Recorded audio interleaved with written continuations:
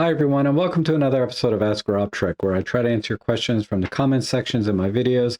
And if you have any questions, feel free to leave them down in the comments below of this video. They are greatly appreciated, and I'll do my best to answer them. All right, the first couple questions here are actually about some of the video functions on the OM-1, and this one just came in from Craig Egleton. And his question is there a way to turn off the audio recording on the OM-1 when recording video? And technically, you can't turn off the audio, but you can turn off the microphones, which is effectively the same thing. So I'll show you how to do that.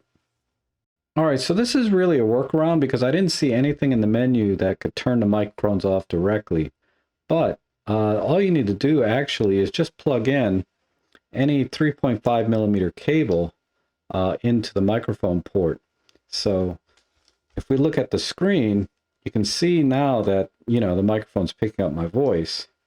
So if I just plug this dead cable into it, like so, you can see that the internal microphones are turned off. And then the only other thing I would ask you to do is go into the menu, go over to the movie menu, scroll over to page 5, go into sound recordings, and then just make sure that the plug-in power is turned off. That way you don't have any random voltage coming out of this end. All right, next one's from the Traveling Man. He says, I can't seem to find anything in the menus mentioning the setting for recording in flat format, log 400, etc. And can you please advise? Sure, that's it's pretty simple. Let me show you. All right, the first thing to do is just make sure you're in movie mode. And then let's go into the menu here. And we'll go into the movie menu. And video codec default is set to H.264, but you can choose between 264 and 265. 265 will give you 10-bit recording. H.264 is 8-bit recording.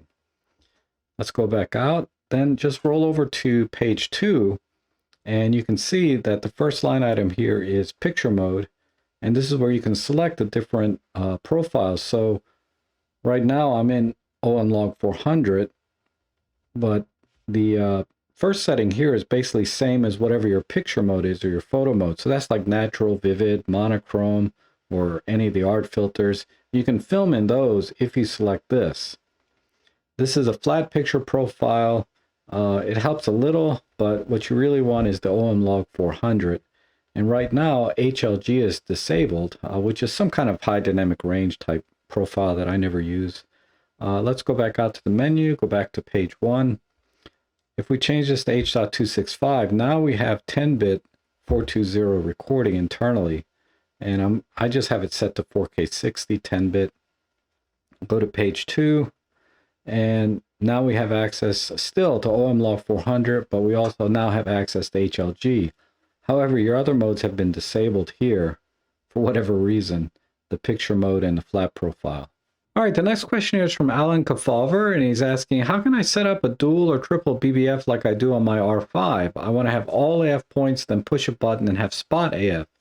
And he's already clarified that he does have the lever set switch, but he wants to do it with a button instead. So you can do it. It's a little bit of a workaround, but I'll show you two different ways. All right, the basic idea is you're going to program the different focusing points to a custom mode. So you might assign single point to C1 and all points to C2. And then you're going to assign C1 and C2 to the buttons on your camera. So ideally, you might want to program like C1 and C2 to the front two buttons, but I'm going to do that or assign them to the ISO and the AL button for demonstration purposes. So first, let's go ahead and switch the live view and then go into the menu. And let's go over to the button settings. So button function. And we'll change ISO to C1. We'll change AEL to C2. All right, now let's go ahead and change our focus point to a single point and center that. And we're good. Click OK. Then go into the menu. Go over to custom settings over here in shooting menu 1. And assign that and set to C1.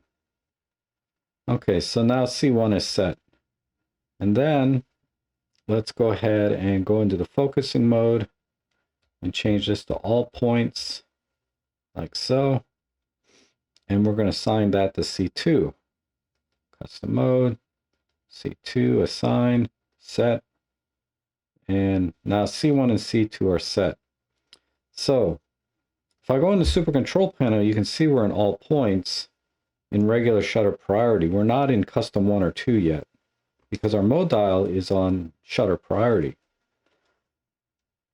But if I push the ISO button, you'll see the little S1 pop up for shutter priority, custom mode 1. And if I click the super control panel, I can confirm I'm now in single point. And if I push the AAL button, which is C2, you can see it says S, C2 here. And if I push the super control panel, you can see it's confirmed I'm now in all points.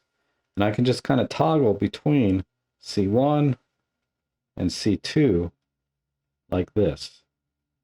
You just have to be careful because if you hit the ISO button twice, it'll toggle back to regular shutter priority mode and whatever you had set there. See, I had regular shutter priority set to all points. So this is kind of the second way to do it. I don't recommend this way, but you can do it this way where regular shutter priority is set to all points. I hit C1 and now I'm in single point.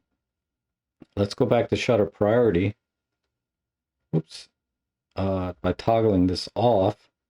And then let me change my focus point to say cross and we'll center that.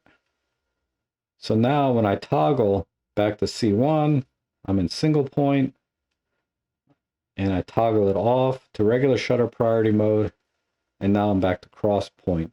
So effectively now you have 3 different focusing points set up in your camera. And, you know, with custom modes, you can program everything else that's on the control panel, of course. But I just wanted to kind of narrow it down to just changing the AF points. Now we can actually program one more button to a focus point. And actually, I'm going to assign it to, say, the EVF button this time, again, just for demonstration purposes. So let's put the camera into C1 because we've programmed those two, right? And then let's go into the menu and go into the AF menu and go down here. Let's see, what page is it on? Here. Let's go in and go ahead and program the home point. And we're going to change this to cross. And let's just move it into the top right corner like so. All right, go back out. And now let's go into the button menu and save the EVF button here to the home point, which is, did I pass it? Yeah, here, right here, home point, like so. Now, let's go ahead, go back into the custom mode and save C1 with the new home point assigned, like so. Now put the camera into C2 and do the same thing for C2. And go into the menu, go to the AF, go to here, set the home point, change this to cross. Target point, again, we'll just put it in the top right corner, like so. And then go into the button menu, button function, and assign this to the home point. Right there. Okay, go back into the menu. And let's see, go to page 1, custom mode, and set C2. All right, now I can go back into shutter priority, whatever mode, right? And if I click C1, I'm in single point. I click the C2 button, I'm now in all points. Or if I click the home button, which is the EVF button, you can see I went to cross point as indicated here. So there's a few limitations to this, right? One is you're using up 2 custom modes and you only have 4, right? The other one is you're using up 2 buttons, which I guess would be true really for any camera. So that's not really a limitation of this camera specifically. And then 3 is you're also limited to the photo mode you're in, right? So in this case, I saved 2 custom modes, but both of them were in shutter priority. If you want to have the two focus points for aperture priority, you'll have to do the same thing, but you're going to use up 2 more custom modes, C3 and C4, for example. So just something to think about. And that's all I have for now. So I appreciate everyone watching. I hope you guys found this video helpful. If so, consider buying me a coffee or making a small donation in the links below. They are greatly appreciated. And if you have any questions, again, just leave them in the comments below. I'll do my best to answer them. But until then, thanks for watching, and I hope to see you again soon.